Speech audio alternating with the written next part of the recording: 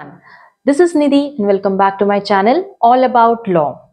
In our today's video, we are going to talk about a complainant. We'll be understanding the concept of complainant, that is, who can file a complaint under the Consumer Protection Act 2019.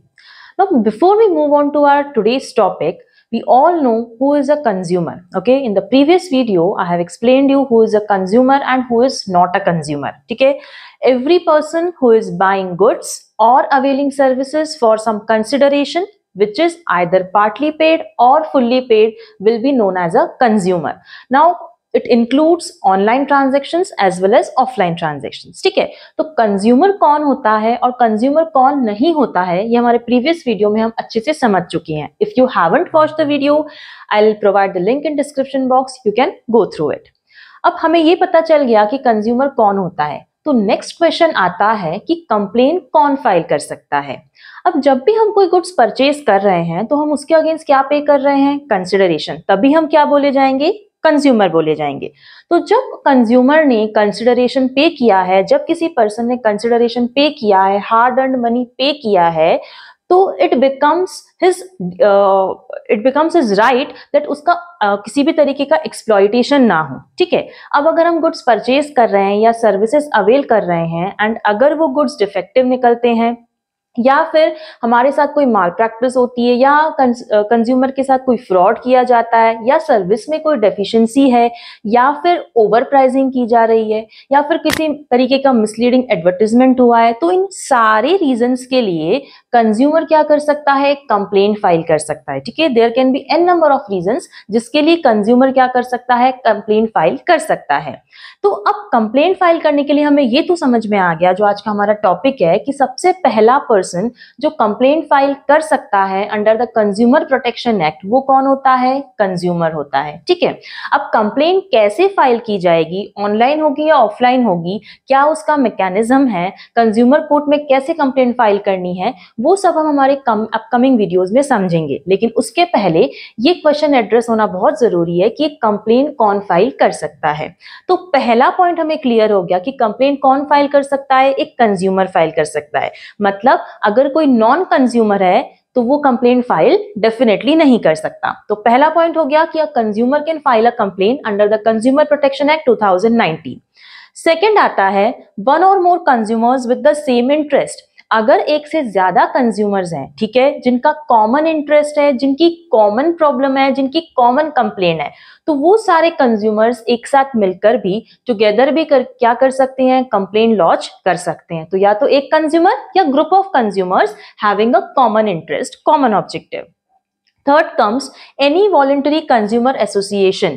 ठीक है, कोई भी voluntary consumer association जो companies act में registered है, वो भी complaint file कर सकता है अंडर दिस एक्ट.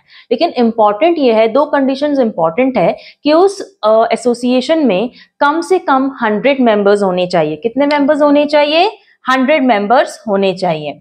इसके साथ ही वो ऑर्गेनाइजेशन, वो एसोसिएशन मिनिमम 5 ईयर्स के लिए रजिस्टर्ड होना चाहिए. कितने ईयर्स के लिए, 5 ईयर्स के लिए. तो अगर ये दोनों कंडीशंस फुलफिल हो रही है, दैट इज 100 मेंबर्स होने चाहिए उस एसोसिएशन में, एट द सेम टाइम वो 5 ईयर्स के लिए मिनिमम रजिस्टर्ड होना चाहिए, तो ऐसे केसेस में वो वॉलंटरी कंज्यूमर एसोसिएशन भी अपने मेंबर्स के लिए as a representative consumer court में कंप्लेंट फाइल कर सकता है.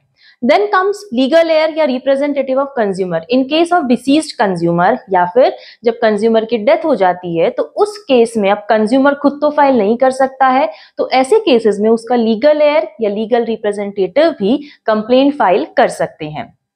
Then comes legal guardian if the consumer is minor. ठीक है, अब अगर कंज्यूमर माइनर है तो डेफिनेटली वो कंप्लेंट फाइल नहीं कर सकता. क्यों नहीं कर सकता, बिकॉज एक minor person is ineligible to enter into any type of contract. ठीक है, उसकी कोई वैलिडिटी नहीं रहती है, लीगलिटी नहीं रहती है. तो अगर कंज्यूमर माइनर है, उसे किसी भी तरीके का उसका एक्सप्लॉइटेशन हुआ है, तो ऐसे केसेस में उसका जो भी लीगली अपॉइंटेड गार्जियन होगा वो उस माइनर के बिहाफ पे कंप्लेंट लॉन्च कर सकता है.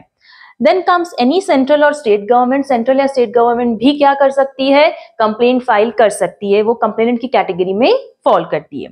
Then comes last is central authority. Central consumer protection authority जो है, द सुप्रीम अथॉरिटी जो है, वो भी आइदर स्यू मोटो या फिर किसी के बिहाफ पर भी अगर लगता है कि कंज्यूमर के राइट्स का एक्सप्लॉइटेशन हो रहा है, तो ऐसे केसेस में वो कंप्लेंट फाइल कर सकते हैं। तो ये 7 पॉइंट्स हैं, एज इट इज आप इसे नोट कर सकते हैं। ये बहुत फ्रीक्वेंटली क्वेश्चन पूछा भी जाता है कि हु इज अ कंप्लेनेंट और who can file a complaint under the consumer protection act 2019।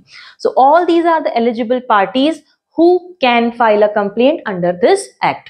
So अब तक हमें ये समझ में आ चुका है कि कंज्यूमर राइट्स क्या हैं, कंज्यूमर की रिस्पॉन्सिबिलिटीज या ड्यूटीज क्या हैं, कंज्यूमर कौन होता है या नॉन कंज्यूमर कौन होता है, उसी के साथ कंप्लेंट कौन फाइल कर सकता है। नेक्स्ट अपकमिंग वीडियो में हम समझेंगे कि कंप्लेंट कैसे फाइल की जाएगी। तो तब तक के लिए stay tuned, have a nice day and thanks for watching the video. Bye.